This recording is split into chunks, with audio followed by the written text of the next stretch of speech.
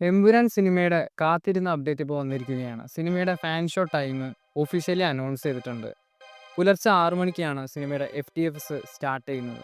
അതുപോലെ ലൂസിഫർ സിനിമയുടെ റിലീസും വരുന്നത് നമുക്കറിയാം. മാർച്ച് 20-നാണ് സിനിമയുടെ റിലീസ്.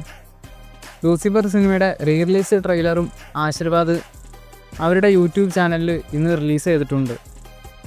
അപ്പോൾ എമ്പുരാൻ സിനിമയുടെ ട്രെയിലർ എവിടെയെന്ന് ചോദിച്ചാൽ, ഇപ്പോഴുള്ള പ്ലാൻ അനുസരിച്ച് ലൂസിഫർ സിനിമയുടെ റിലീസ് ഡേറ്റായ മാർച്ച് 20 തന്നെ എമ്പുരാൻ സിനിമയുടെ ട്രെയിലറും പുറത്തിറക്കാനുള്ള ഒരുക്കത്തിലാണ് സിനിമയുടെ അണിയറ പ്രവർത്തകർ. അതുപോലെ കേരളത്തിന് പുറത്ത് IMAX തിയേറ്ററുകളിലും സിനിമയുടെ ട്രെയിലർ പ്രദർശിപ്പിക്കും. എന്തായാലും എമ്പുരാൻ സിനിമയുടെ ട്രെയിലറിനായിട്ട് നമുക്ക് കാത്തിരിക്കാം.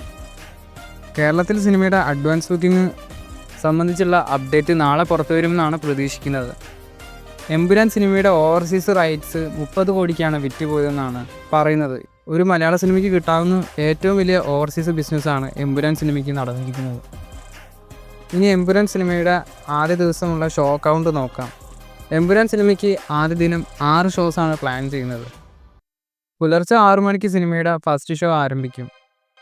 പിന്നീട് 9:30, 1 മണി, 4:30, 8 മണി, 11:30 എന്നിങ്ങനെയാണ് സിനിമയുടെ ഷോ കൗണ്ട്. അപ്പോൾ മാർച്ച് 20-ന് ഒരേ ഒരു രാജാവിൻ്റെ വരവിനായിട്ട് കാത്തിരിക്കാം.